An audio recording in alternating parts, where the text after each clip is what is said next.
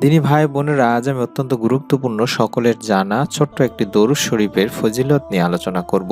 এই ছোট্ট দরুদ শরীফটি আপনারা যদি ২১ বার পড়তে পারেন, যেই সময় যেই নিয়মে বলবো সেইভাবে, তাহলে আল্লাহ তাআলা আপনাদেরকে অবশ্যই গায়েবী ধন সম্পদ দিয়ে ধনী বানিয়ে দিবেন। আপনার জীবনের সমস্ত গুনাহ আল্লাহ তাআলা মাফ করে দিবেন ইনশাআল্লাহ। বিশ্বনবী সাল্লাল্লাহু আলাইহি সাল্লাম নিজেই এই হাদিসে কথাগুলো বলেছেন। আমি অনুরোধ করছি গুরুত্বপূর্ণ ভিডিওটি অবশ্যই না টেনে সম্পূর্ণ দেখার জন্য। যারা এই মুহূর্তে ভিডিওটি দেখছেন, দয়া করে সকলে এই ভিডিওটিতে একটি লাইক দিয়ে চ্যানেলটি সাবস্ক্রাইব করে বেল বাটনটি অন করে রাখবেন আমাদের নতুন ভিডিওগুলো সঙ্গে সঙ্গে পাওয়ার জন্য। চলুন সম্পূর্ণ ভিডিওটি দেখি। মুসলমানদের জন্য রাসূল করিম সাল্লাল্লাহু আলাইহি ওয়াসাল্লামের উপর দরুদ শরীফ পাঠ করা সকল ইবাদতের চেয়ে উত্তম। ফেরেশতাগণ ও ঈমানদারকে নবীর প্রতি দরুদ পড়ার নির্দেশ আল্লাহ তাআলা নিজেই দিয়েছেন। নবীর প্রতি দরুদ পড়ার অর্থই হলো আল্লাহর আদেশের বাস্তবায়ন ও হুকুম পালন করা।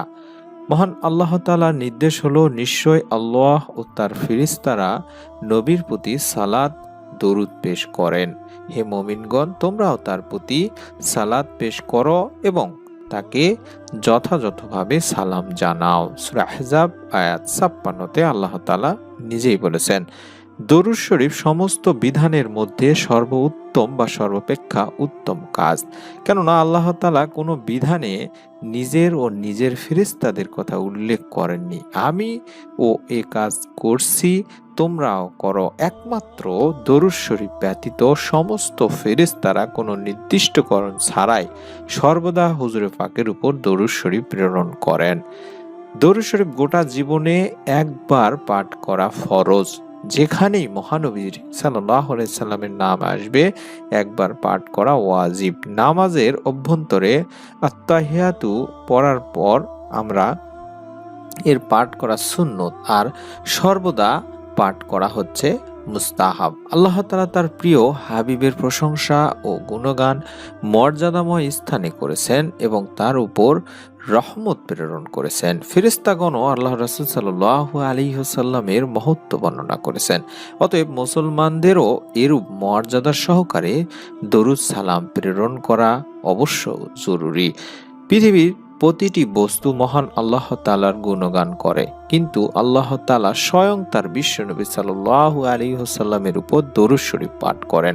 এই জন্য দরুদ শরীফ পাঠ করা একটি শ্রেষ্ঠ ইবাদত বটে। হযরত আব্দুল্লাহ ইবনে আমর আস রাদিয়াল্লাহু তাআলা আনহু হতে বর্ণিত, আল্লাহ রাসূল সাল্লাল্লাহু আলাইহি সাল্লামকে বলতে শুনেছি, যে ব্যক্তি আমার প্রতি একবার দরুদ পাঠ করবে, আল্লাহ তার উপর ১০ বার দরুদ পাঠ করবেন। সহিহ মুসলিম হাদিস নম্বর ৩৮৪-তে বলা হয়েছে। এছাড়াও হযরত ইবনে মাসউদ রাদিয়াল্লাহু তাআলা আনহু থেকে বর্ণিত, আল্লাহ রাসূল সাল্লাল্লাহু আলাইহি সাল্লাম বলেছেন, কিয়ামতের দিন সেই ব্যক্তি সব লোকের তুলনায় আমার বেশি নিকটবর্তী হবে বা কাছে থাকবে, যে তাদের মধ্যে সবচেয়ে বেশি আমার উপর দরুদ পাঠ করবে বা পড়বে। সুনানে তিরমিজি ৪৮৪ নম্বরে বলা হয়েছে। হযরত আলী রাদিয়াল্লাহু তাআলা আনহু থেকে বর্ণিত, তিনি বলেন, আল্লাহ রাসূল সাল্লাল্লাহু আলাইহি সাল্লাম বলেছেন, প্রকৃত কৃপণ সেই ব্যক্তি যার কাছে আমি উল্লেখিত হলাম, অর্থাৎ আমার নাম উচ্চারিত হলো, অথচ সে আমার প্রতি দরুদ পাঠ করলো না। সুনানে তিরমিজি ৩৫৪৬ হাদিসে বলা হয়েছে। হযরত আবু বকর সিদ্দিক রাদিয়াল্লাহু তাআলা আনহু হতে বর্ণিত, তিনি বলেন, আমি বিশ্বনবী প্রিয় নবী সাল্লাল্লাহু আলাইহি ওয়াসাল্লামকে ইরশাদ করতে শুনেছি, যে ব্যক্তি আমার উপর দরুদ পাঠ করবে, আমি কিয়ামতের দিন তার জন্য সুপারিশকারী হব। সুবহানাল্লাহ।